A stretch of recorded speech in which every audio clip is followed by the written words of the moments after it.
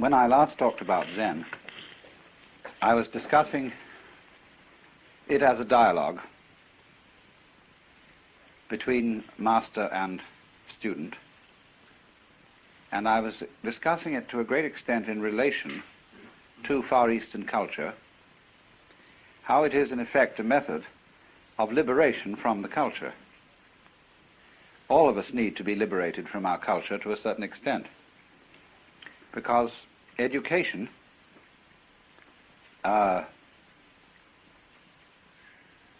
is a kind of necessary evil. And when the process of education or acculturation has been completed, we need a cure for it. Education is like salting meat in order to preserve it for eating. But when you're ready to cook it and eat it, you need to soak some of the salt out. So in the process of being brought up by one's parents and one's teachers, you are in one way spoiled, although in another way made tolerable to live with. And so in our culture, it's increasingly fashionable to have psychoanalysis when you've finished with education, so as to work out and resolve all the damage and traumatic shocks that were done to you in the process. And it's becoming something that in sophisticated circles one goes through, not because you're a mentally sick person, but because it's considered beneficial to general mental health. And this is our fumbling attempt, you see, to find a cure for our own culture. We need a cure, of course, because the thing that we lose in the course of being brought up is spontaneity. That's what's so delightful about a child, as well as so objectionable. That children are just plain spontaneous, and when they do it in a way that pleases us, we think they're delightful. And when they do it in a way that doesn't please us, we think they're horrid. And so we pretty much kill the spontaneity in them in order to get, certainly, that they won't be horrid, and that they will be nice, but in a rather phony way. And this is such a disaster, isn't it? Because when we watch a child, say, dancing, and it's never learned it, never had a single dancing lesson, and is really just dancing for fun, we say that's delightful. Then eventually the child notices that this is a way of getting attention and becomes self-conscious about dancing, and then we send it to dancing school, and it becomes stiff and wretched. And only after many, many years of practice does the child, as a dancer, now a young man or woman, recapture the spontaneity of childhood. It's got to go all that long way around to get back to the thing that it once had. And it's terribly difficult. So in the same way, with we might say, the general attitude to life, that a child is taught to live as a child is taught to dance. It has to observe the rules. And in so doing, this thing arises that bugs us human beings beyond belief. That is self-consciousness. Self-consciousness is, in one sense, our pride as human beings. It's the great thing we have. We can not only be happy, but we can know we're happy. We can not only think, but we can think about thinking. And therein lies the whole possibility of reasoning. To think about thinking, to know about knowing, to be aware of what one does. Herein is the whole birth of irrational control of behavior, which you might say is the glory of civilization and the glory of man. At the same time, it's a perfect pest, because how do you know when to stop thinking about thinking? For instance, you think over a problem, you've got to make a decision. How long should you think about it? How much evidence should you collect before you take a step? You never know. Actually, what most of us do is we think about a given decision until it's a nuisance, and then or the time is too late to think about it anymore, then we do something. We never are sure that we decided the right thing, and one of the troubles about thinking about decisions is there are ever so many unpredictable variables that come into everything. And you may work out the most perfect business contract and everything is fine, but you didn't bargain for the banana skin that you were going to slip on, on your way to your partner's office or whatever it was. Such things couldn't be predicted in any amount of decision-making. And the more we try to elaborate perfectly foolproof methods of arranging our lives, the more we find ourselves encumbered with impossible details.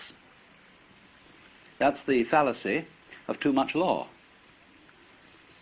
When we provide for everything in the law, suddenly find you can't move without filling out 300 forms, and without consulting all sorts of bureaucrats, without hiring a staff of lawyers and accountants and all kinds of things to be sure you don't make the wrong move. After a while, the game ceases to be worth the candle. I mean, life becomes so safe that it's not worth living at all. So this is one of the problems of being self-conscious. And all education, you see, is an instruction in self-consciousness. What do you learn in education? You learn fundamentally words. In other words, symbols about reality. And through words, we're able to talk about living. And so think about living. And so have knowledge about it. You see, no knowledge is academically respectable knowledge unless it's knowledge in terms of words or in terms of numbers. That is to say, in terms of a symbolic language about life. But you see, once you're in that position, once you know that you know, and you know you're alive, and you know you're going to die because you can predict, you feel you've lost your innocence. Something's gone wrong. This, in the Christian tradition, was the knowledge of good and evil. What it says in Hebrew is not exactly moral good and evil that was known as a result of eating the fruit of the tree, but what was advantageous and disadvantageous. It gave you the gift of being like God. That is to say, the gift of being able to control the course of events. And anybody who controls the course of events, you see, probably puts himself in the situation of the sorcerer's apprentice. The Lord looking down there and says, okay, you wanted to be God, man, you go ahead and try. You get in more and more of a mess. You know, you succeed amazingly. Just like the sorcerer's apprentice actually made that broom go and fetch water for him. But he couldn't stop it. And as we say today, you can't stop progress. So then the whole problem of self-consciousness is that you're always in a dither and a doubt. We call this anxiety. And a nostalgia develops among us for the age of innocence. Would it be nice not to have to make any decisions, to act entirely on whim? And if you got into trouble, well, that would be all right, because you wouldn't have been worrying about it. See, when a moth mistakes a candle for its sex call, which is what happens, that's why moths fly into candles, the moth makes a mistake, and powie, it goes out. That's that. Moth doesn't worry on the way to the candle whether it's going to get burned. And of course, the moths are sufficiently prolific so that one moth more or less lost in a candle doesn't matter. Hundreds of moths lost in candles don't matter. They just go on. And so you might imagine a human civilization where people make mistakes, and yes, they go off with a glorious bang instead of a whimper. And that's that. They wouldn't worry. They'd live magnificently. But we can't possibly go back and do that. You can't on purpose give up self-consciousness. You can't give up worrying. You can't give up thinking about yourself. And above all, you're terrified to live spontaneously, because you might do something wrong. However, the center of Zen training is to live spontaneously. And this is why it's so fascinating to many Western people, especially Western intellectuals, who are overburdened with self-consciousness. Because what fascinated people about Zen when they first heard of it through Dr. Suzuki's writings was Zen stories. I lent a book of Zen stories once to a friend of mine, years and years ago, and he was in hospital. And when he gave it back to me, he said, gee, he said, I didn't understand a word of it, but it cheered me up enormously.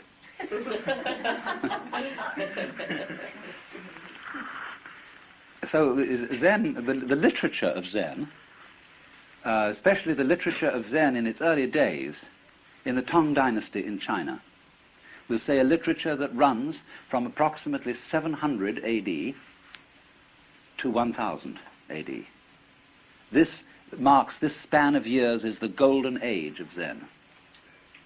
And almost all the literature of the period in early Buddhist Chinese is anecdotes about the encounters of Zen masters with their students. They are called in Japanese mondo, which means question-answer. And it appears that the way of studying Zen in those days was rather unlike the way of studying it now. Now Zen is settled and is studied in communities, such as we've been looking at, and will be staying in tomorrow night. But in those days, Zen was a wandering thing.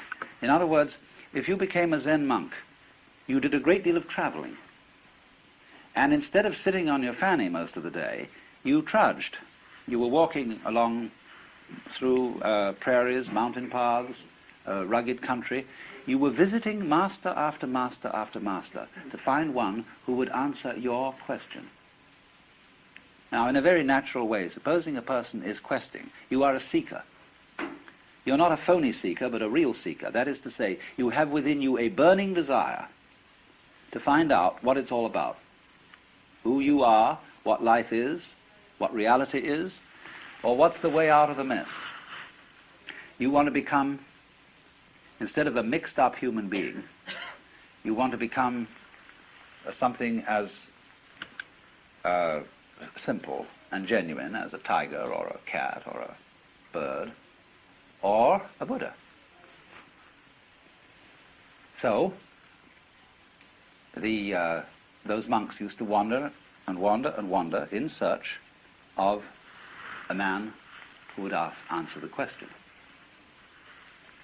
So one of the first stories is that when Bodhidharma, or Dharma, who you see all over Japan as the man with big eyes, a bushy beard, usually dressed in red with no legs, he came to where Bodhidharma was meditating and said, "Master, I have no peace of mind. Please pacify my mind." Of course, he didn't even get in for a long time to ask the question, because Bodhidharma refused to see anybody. Finally, when he cut off his left arm as a token of his sincerity and presented it to the master, Bodhidharma said, "All right, what do you want?" Well, he said, "I have no peace of mind." The mind in Chinese is Shin, and it isn't quite what we mean by mind. They locate it here, Japanese kokoro. We locate our mind here. But this mind here, the heart mind, is the psychic center. When you say, "I have no peace of mind," it doesn't mean you've just got a headache. You may have a heartache, too. It's a more inclusive word. You might call it the center of psychic activity. So Bodhidharma said to this man, whose name was Eka, "Bring out your mind here before me. I'll pacify it." And Eka said, "When I look for my mind, I can't find it." Bodhidharma said, "There, it's pacified." Now, somehow this answered Eka's question. And all Zen is stories like that. Now, one thing I must tell you about these stories. They are of the same nature as jokes. And that is to say, a joke is told with the object of making you laugh. Laughter is not an intellectual thing. It is an emotional reaction. And the point is the emotional reaction. If, therefore, a joke is explained to you, you may laugh out of politeness, a throaty laugh, but you will not laugh spontaneously, a belly laugh.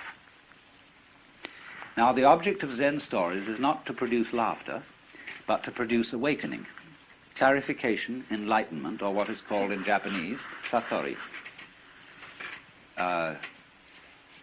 Satori is like laughter, something that happens suddenly. You don't, as a rule, slowly begin to laugh and then laugh louder and louder, because you see a joke instantly. A joke is always a matter of an aha. So in the same way, these stories are intended to produce an aha reaction in you of, "Oh, but I see, now it's clear." And really, they don't contain any information. their design is not to tell you something, that is to say, to impart information or knowledge.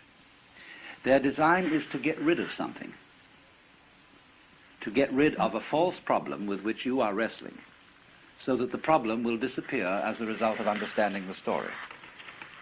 And you'll see from the story that I told you that what happened was the disappearance of a problem. Because Eka, when he looked for his mind that was giving him so much trouble, couldn't find it. Now then, these stories go on in the most amazing ways. And I might retail a few, although some of them may be familiar to you. I'll try and choose ones that are probably less familiar.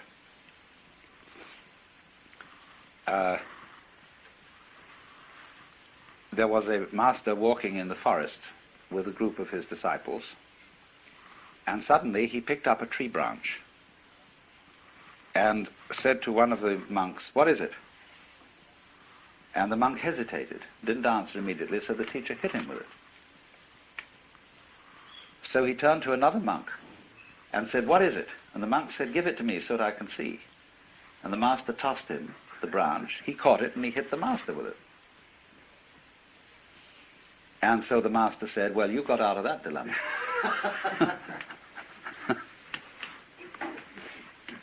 There was another occasion when an officer of the army came to a Zen master and said, "Sir, I've heard a very strange story and I want to know your answer to it.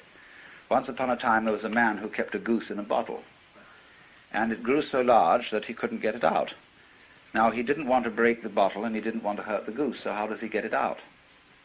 And the master changed the subject and said something like, "It's a nice day today, isn't it? And the waterfall making a lovely sound outside." And so they went on in pleasant conversation. And then the officer got up to leave, and as he walked away to the door, the master said, "Oh, officer!" And he turned around and said, "Yes?" And the master said, "There, it's out."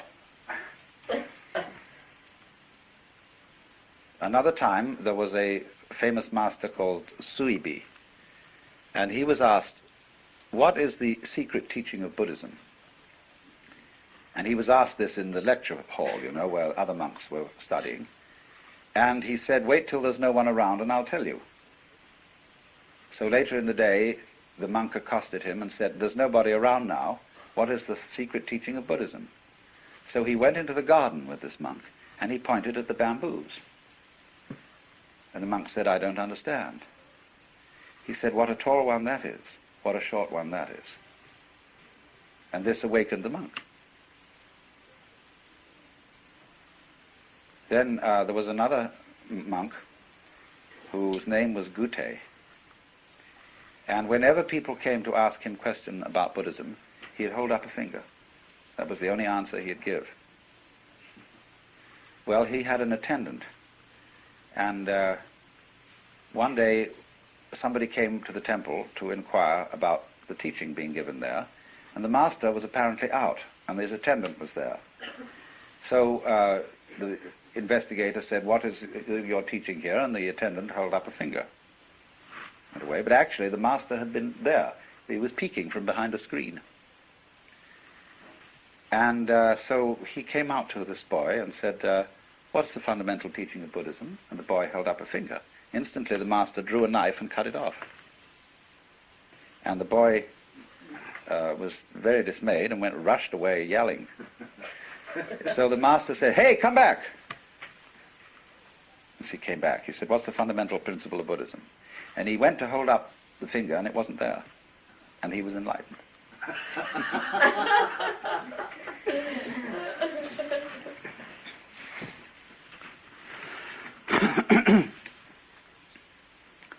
There is a Chinese god whose name is Pingting, and this is the god of fire.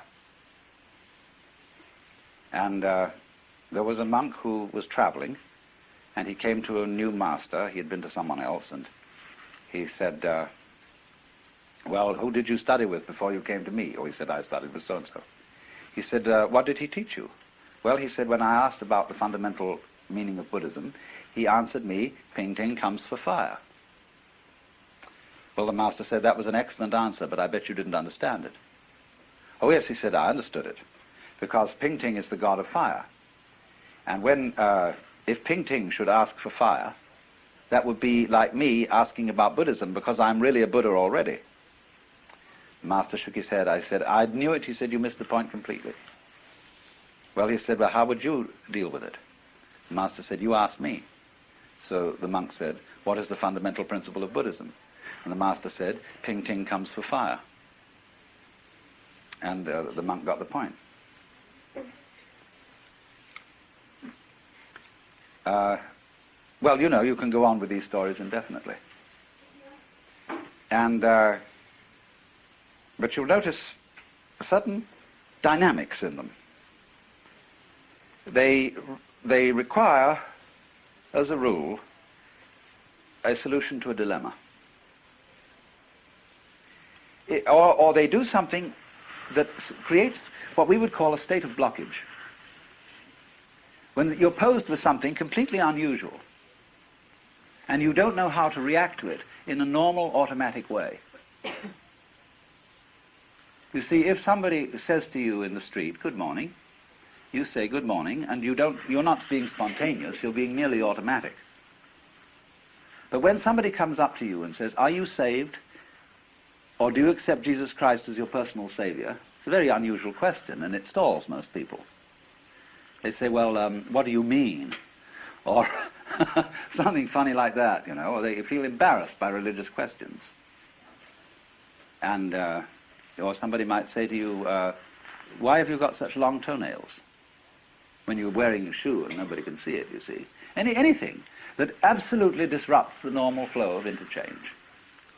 Well, then you're nonplussed. And the object of Zen is never to be nonplussed. That's, you see, to be nonplussed is the real meaning of the Buddhist doctrine of what's called bonno in Japanese, which means entanglements or defilements, or attachments, we might call them. Worldly attachments. It is not a worldly attachment in Buddhist philosophy to enjoy dinner. That is natural, you see. It is not a worldly attachment to need to sleep. That is perfectly natural. But it is worldly attachment to be sticky. That's to say, to be like a wheel that sticks on the axle and squeaks. So we are sticky when we are in a certain way self-conscious. We are, as we would say, all balled up or all clutched up. And we've lost our original spontaneity. And we are not, as it were, flowing with the stream of the Tao, the course of nature, or whatever you want to call it. So then all these questions put you in a dilemma.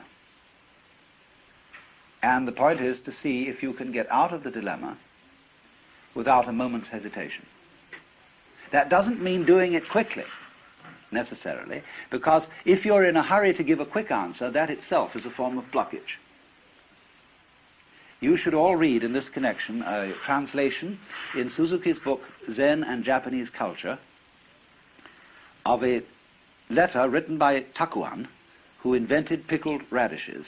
I told you about, you know. Those yellow daikons are called Takuan after this man. And he wrote a letter on the art of swordsmanship, where he explains the necessity of spontaneity in fencing is that if you have to stop to think about how you're going to respond to a certain kind of attack, it's too late. You'll be dead. You must respond in the same way as when you clap your hands, the sound comes out without a moment's hesitation. Or when you strike steel on flint, there is no waiting before the spark comes out. But he adds, if you try to be quick, this will itself be a block. So when, you may know this, that when people are trained in the use of the sword, they get what Anne Clark bought the other day, which is a bamboo sword to start with. And you can give a person a healthy clobber with a bamboo sword without actually ruining him. And so the teacher may well have you work around the house doing various chores as a sort of janitor when you begin in sword school, and will take every possible occasion to surprise you and hitting you with a bamboo sword.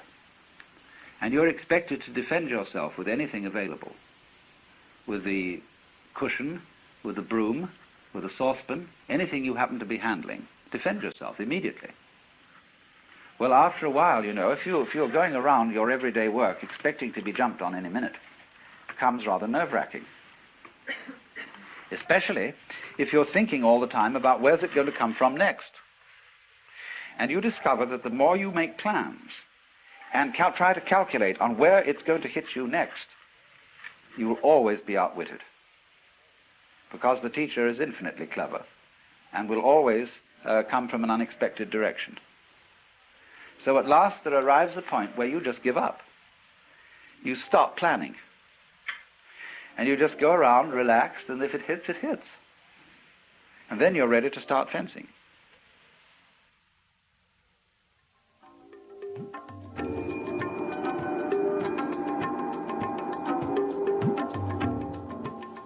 You've been listening to Zen Tales Part 1 with Alan Watts from the Alan Watts Radio Series Number 3, Eastern and Western Zen.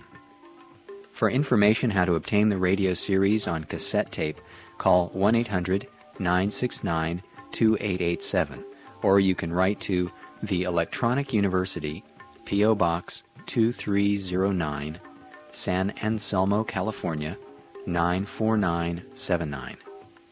When you call or write, please indicate the name of your local station and that you heard the program Zen Tales Part 1 from the Alan Watts Radio Series Number 3, Eastern and Western Zen.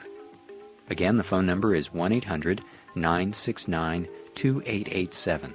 That's 1-800-WO-WATTS. The address, the Electronic University, P.O. Box 2309, San Anselmo, California, 94979. The Love of Wisdom with Alan Watts is produced by the Electronic University. Our theme music is by Zakir Hussain, courtesy of Moment Records. I'm Neil Harvey. Thank you for listening.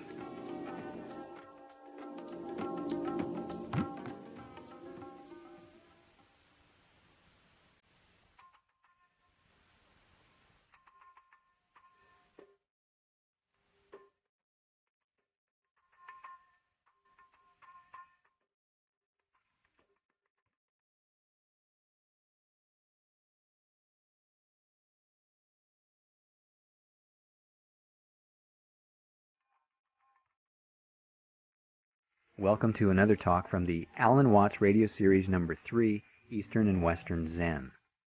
Philosopher, author, lecturer, and entertainer, Alan Watts has earned a reputation as one of the most unrutted philosophers of the 20th century. This is part 2 of a two-part program.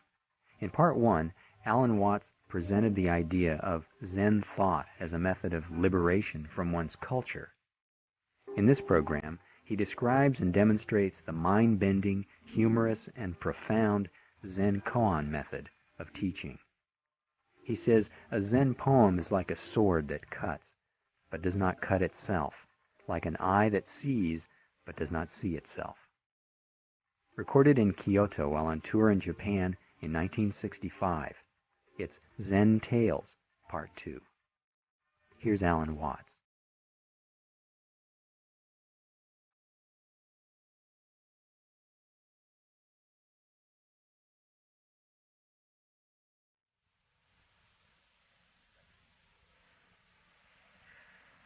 Another story told about this is the story of the woodcutter and the animal, whose name was Satori. There was once a woodcutter working in a clearing in a forest when he saw a strange animal peeking at him from behind a bush. And thinking to have this animal for dinner, he rushed at it with his axe. And the animal laughed from the opposite side of the clearing, because this animal had the power to read thoughts. And therefore, wherever the woodsman intended to go, the animal read his thought first. And so the animal began to talk and mocked him and said, "You think I'm going to be this place next?" Because the woodsman naturally thought, when I see him next, instead of going to where he is, I'll go to the opposite side of the clearing. And so this went on until the woodsman got absolutely furious, and he returned to chopping the wood. And the animal laughed and said, "So you've given up." And just at that moment, as he whanged the axe against the tree, the head flew off and struck the animal dead. That's the way you have to attain Zen. So you see what happened here. The boy who studies swordsmanship is put in this impossible situation where he can't do anything right. Everything he does is wrong. And therefore, after finding this out, that nothing will do because it's all self-conscious, he gives up. Then he can be spontaneous. But you see what is provided is the training, why the training of Zen people is disciplined, is that we're going, first of all, to be spontaneous within limits. See, out in society, you can't do that. Because people will be just bugged by you if you say exactly what you feel and always act the truth. You won't be liked. And you may indeed do very dangerous things. But the Sodo, or the Zen training school, is set up so that it's a walled-in situation where one is allowed to be spontaneous within certain limits. And the crucial moment is what is called the Sanzen interview, which is a restricted interview. It's very formal.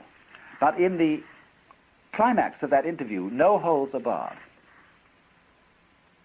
It is a personal interchange where fundamental honesty is the crux of the whole thing. Now, you see, as I explained last time, that is a very buggy situation. Because the more you wonder whether you're going to be fundamentally honest, the more you get cold feet. Listen, supposing you were allowed an interview with God and allowed to ask one question, what would you ask?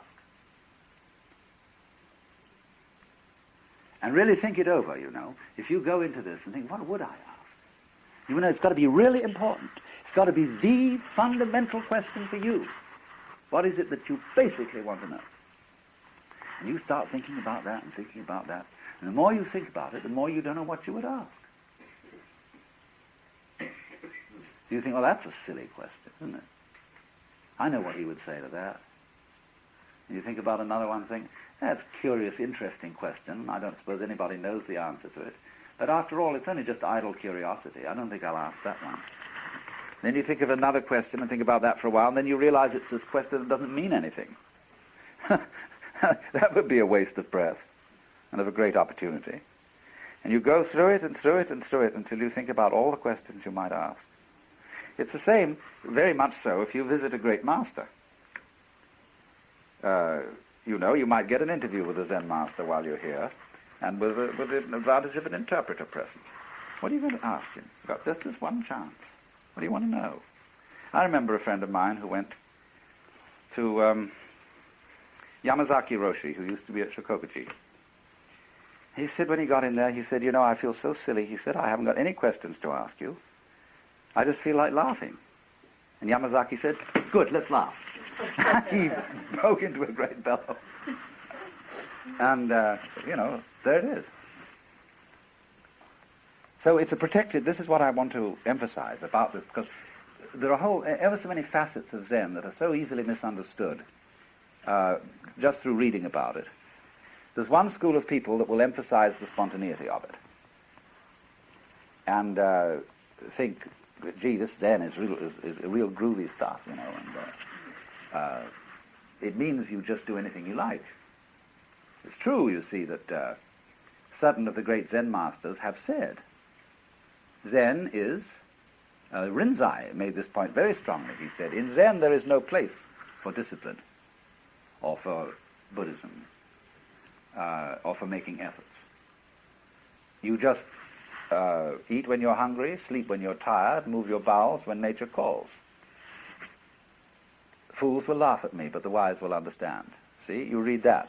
Next thing you know, somebody comes here to Japan to study Zen, and suddenly they write back letters about hours and hours of sitting in one position and being banged about with warning sticks and having to get up at the ghastly 4 in the morning and wash in cold water, and having a very spare diet, and having to do things, behave and move just exactly so, and all that side of it is emphasized. Well, people think, what's going on? Is it this or is it that? Is it one thing or is it the other? The answer is it's both. It does have discipline, especially in view of the fact, and do bear this in mind, most Zen monks today are not really in the monastery of their own volition, and have not been for hundreds of years. They've been there because it was a family tradition. If you see you have a son, you're a priest, and you have a son. Well, in all traditional cultures, in India, in China, and so on, there's a tendency for the son to carry on his father's business. So if you're the son of a priest, it's sort of expected that you'll be one too. So off to the monastery with you. It was the same in England in the 18th century, where the oldest son of the family went into the army, the second son into the law, I forget which order it was, and the third son anyway went into the ministry. Well, that means a whole lot of people who are in theological school haven't got the slightest interest in religion. Not real interest. And so they have to be taught to think. So St. Ignatius, for example, made out methods of meditation. A, B, C, D, proximate consideration, remote consideration, the meditation itself, the resolution at the end, and so on. This is simply designs to teach people how to think who had never thought and weren't interested in thinking. So in much the same way, these things have occurred in the Far East. And a great deal of it is therefore designed to discipline people who have no real motivation for the discipline in question, the study in question. So now, one of the great features of Zen training is to develop within yourself what is called a great doubt. And the koan system is used to develop a great doubt. Here you are, you're asked to hear the sound of one hand. And, if you're an American and you've come over to Japan to study Zen, you've gone to a lot of trouble. You obviously have some sincere motivation. And you just can't get the answer to that one hand thing. And it becomes more and more a matter of life and death because it seems terribly important to find this out. So you have a great doubt. That is to say, you have an urgent spirit of inquiry. And you can't get it, and you can't get it, and you can't get it, the teacher keeps saying, now, come on, let's go. Let's be ready to give your life for this thing. But you see, if you go into a Zen monastery, and you don't have that spirit of inquiry that led you across the ocean at a great deal of expense, you're just someone who was brought up, one of the boys in the neighborhood, and you went into the monastery. Well, as the teacher says, the trouble with you is you don't have a great doubt. Of course he doesn't have a great doubt. He's not interested. So he learns to cultivate a great doubt. See, it's like trying to, if I may put it in Western or Christian terminology, you don't love God. You've never seen him. You don't know anything about God. Why the devil would you love God? Somebody comes along and says, you've got to love God, It's terribly important. It's the first commandment. Oh, gee, I've got to love God. So what do? We sit down and say, dear God, I love you, dear God, I love you, dear God, I love you, dear God, I love you. Come on, I've got to get this feeling going. Get that going. And then the preacher can tell all sorts of stories, you see, and move you. He can terrify you with the fear of hell if you don't love God. Or he can say how beautiful Jesus was. That was the revelation of God. Now, you ought to love that. You ought to love your mother. Probably hate her guts. So, you see, you get this thing. Work on that great doubt. Well, you see, the trouble is you can't get a great doubt to order. You can't tell anybody anything to order. If you could, do you know what would happen? Supposing you were at a music school. What are they trying to do in music school? They're trying to find methods for teaching creative musicianship. Whether you're a player or whether you're a composer or whatever. They want to find out how they can make every student a genius. Actually, all schools are run for the advantage of the staff. And you know, it's a job. You've got to put people through there. It's a way of keeping them off the labor market. But if you're a very sincere teacher, you want to find out how to impart that subtle thing to the students. So there are books galore on methods, special methods for getting that creative ability across. Professor so-and-so's method, Dr. so-and-so's method, etc., playing the piano and so on. Make it easy, but make him a genius. Now, if such a method existed, do you know what would happen? These geniuses would all be boring, because we would know how they do it. And the whole fascination of an art and of a great performance is you don't know how it's done. There must be something about it that is fundamentally astonishing. You could say, again, putting it into Western terms, if God could explain how he created the universe, he wouldn't be God. And you know how in the book of Genesis, it's told so straightforwardly that when the Lord first of all creates the things, and then looks at them afterwards and sees that they're good. And you know, I love the passage where suddenly he creates great whales. You know, suddenly great whales, whoops, like that. And he looks at these things and says, my, that's great, do it again. And so in this way, there's a Zen poem which says, you may want to ask where the flowers come from, but even the god of spring doesn't know. And another says, planting flowers to which the butterflies come, Bodhidharma says, I don't know.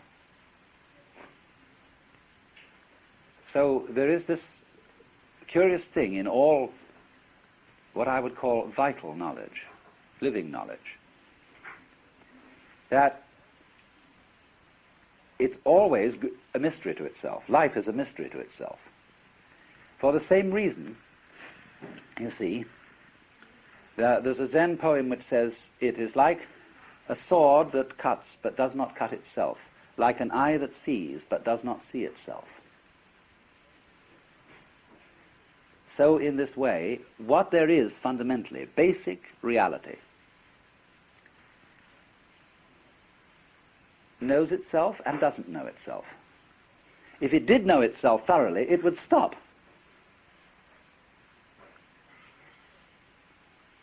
Like playing games. If you know the outcome of a game for sure, there's no point playing it. So, you know, when master chess players sit down and it becomes apparent, although there are still many pieces on the board, that one of them is going to mate in 3 moves, they abandon the game because they know the outcome. If you knew the future perfectly, if you knew everything you're going to do right up to the day of your death, you'd say, let's check out on this game. Let's commit suicide and start another life. Because there's no point living through what is known completely. Of course, you can't very well live through what is unknown completely. There must be some light. But total light annihilates itself. So then, you see, there is no prescription, and no infallible technique for teaching anybody music, although there are music schools. And there is likewise no infallible technique for teaching anybody Zen, although indeed there are Zen schools. And sometimes the teacher, who is many years experienced, begins to get disillusioned. What's the point of all these schools? What's the point of teaching music? You can't teach music. You could only pass it on from one person to another by osmosis. Sure, there's a technique. You can learn how to read. You can learn how to put your fingers on the banjo or something. But the real thing, what to do with that technique, what to say with it, you can't teach that. So one assumes then that a person who is sufficiently motivated, who is fond of music, will learn the technique because he wants to get so where he can handle the instruments.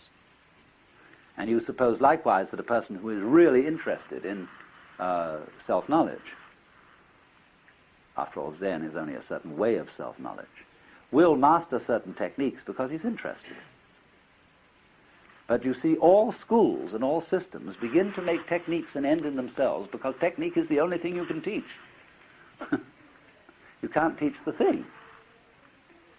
Now, you see, we get scared when we think of that. We say, do you mean to say I might be that person who gets hung up in this, and all I'm going to get out of this school is technique? Somehow I might be that dumb bunny who just doesn't get the thing?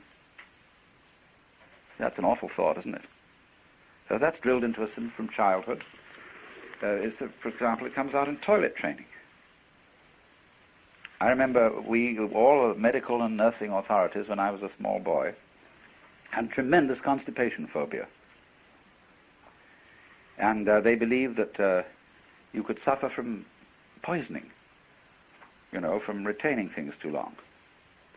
And so they were always, always agitating, questioning every day as to whether you had been. So you built up, conversely, a terror that you might not be able to. And this, in its turn, built up tensions that were actually constipating. And so everybody was constantly being filled with cascara sagrada, California syrup of figs, castor oil, bombshells of every description, which upset the natural functioning. So, in the same way, you might think, I'm going to practice meditations or something and study Zen, but will I be the poor fool who never gets the point? You could put it in Christian terms and say, I will be as good as I can be, but perhaps I will be the one who God will never give any real grace to, because I haven't been picked out. And will I get this grace? There's no way, you see, that you can wangle grace. You can't compel the Lord to give it. The same way you can't compel Satori to happen. So you think, maybe it won't happen to me. So that's possible, you see. So what do you do about that? Well, the teachers have all sorts of things to say about what to do about it. They say, well, now look, just forget about it. It doesn't matter if you don't get it. Not getting it is getting it, you see. They use this paradox all the time. Not to have it, really to accept that you don't have it. That's getting it. That's the real point, see? But that's a gimmick. See, I'm going to try as hard as I can not to try to get it. See? But you're really playing a game, see? You know that this is I've at last got the infallible method. There must be an infallible method, because if there isn't a method, we are lost, we are up the creek. Why? Because we're out of control. But you see, when you find out there isn't a method, there isn't a positive method, and there isn't a negative method, what are you going to do? You can't do something and you can't do nothing.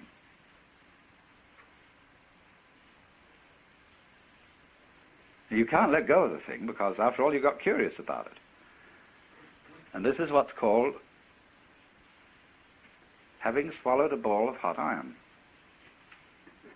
You can't gulp it down and you can't spit it out.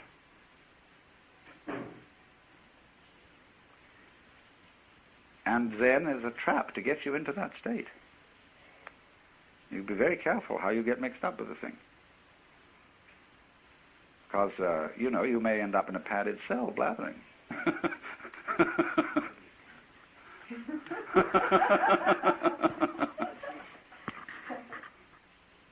That is the quandary it is, and that's why ever so many opposite things can be said about Zen. That's why on the one hand it can be said rightly that it's a strong discipline, why on the other hand it can be said rightly that it's not a discipline at all. It isn't that it's just a mixture of things. Zen isn't sort of partly discipline and partly spontaneity. Whatever is said about it can be said of all of it. And therefore it seems to be paradoxical. And one always can get into difficulty by neglecting some side of it and saying, well, that doesn't matter. Sometimes it's true that it doesn't matter. Sometimes it's not true. It may be just the thing that you need, the size you say that doesn't matter. So there's no way, what I'm trying to say is, there's no way of putting your finger on this thing. There's no way of nailing it down, and that's the whole point. Because you see, fundamentally, Zen makes you do what you were doing all the time, only it makes you do it consistently. Let's supposing you're sitting in your padded cell, and you suddenly found out this little game. See, you've got your one hand clasped by the other and your thumb sticking out here at the top. And you look at that thumb and say, ooh, look at that, whoops, and then try to catch it. No, here we go. No, come on, let's get it, come on, let's get it, come on, let's get that thing, get that, see? Whew, that's what we're doing. See, here's me, and here's knowing about me. No, I want to and control myself, you see. I want to get hold of that thing that's me. Because when I get hold of it, I can control it, and then I'm going to be all right. Got to get hold of it. And so we're doing that. And as a result, we have astounding illusions. Now, we have the illusion, because it's drilled into us through acculturation, that each one of us is a separate ego, separate center of awareness, little living pulp of some kind, that lives in a strange world. Scares the hell out of us. What makes you think this, you see? How did you ever come to imagine that you are somehow disconnected, out there, surrounded by this world in which you're a stranger? See, it's really obvious that that isn't so, only it's not obvious to most people. It's really obvious that you, the real you, deep in, is this thing that is reality.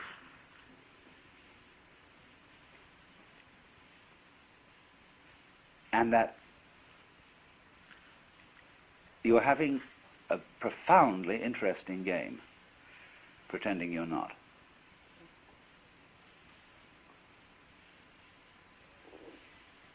And you're going through all kinds of amazing mazes to play this game. And mostly running in terror from your own shadow, jumping at the sound of your own heart beating, having goose pimples rise on your back at the sound of your own footsteps. Wow. And you are always exploring into this world and finding it gets stranger and stranger as you look out into the infinitudes of space where you thought everything was pretty rational. You know, there were these other galaxies that were millions of light years away, and you thought, well, there's just a lot of galaxies out there. Suddenly something called a quasar turns up. And nobody understands what a quasar is. They defy all the things that we thought we knew. And so it gets stranger and stranger. And the more you probe inwardly, you know, you could lift the skin off your own stomach and take a look inside. What a weird world that is. And you say, ooh, cover that up, isn't it? I feel like I feel when I see spiders or ants or something.